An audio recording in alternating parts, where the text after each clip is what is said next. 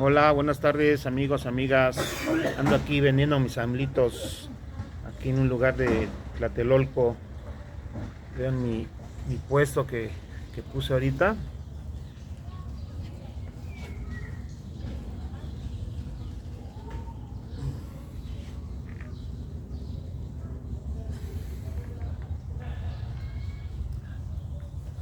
Pues sí, aquí vendiendo un rato los muñecos para empezar la semana con las ganas para seguir vendiendo este bonito muñeco, bonito muñeco del presidente. Y también ya estamos vendiendo el de Claudia Sheinbaum, la futura presidenta de México, la presidenta electa.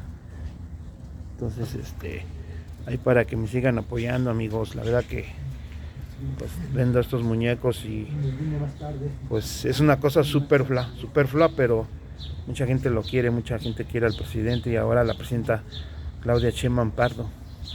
Les mando un saludo aquí en Tlatelolco, ya vean de dónde cerca donde estoy, mira, a unos pasos.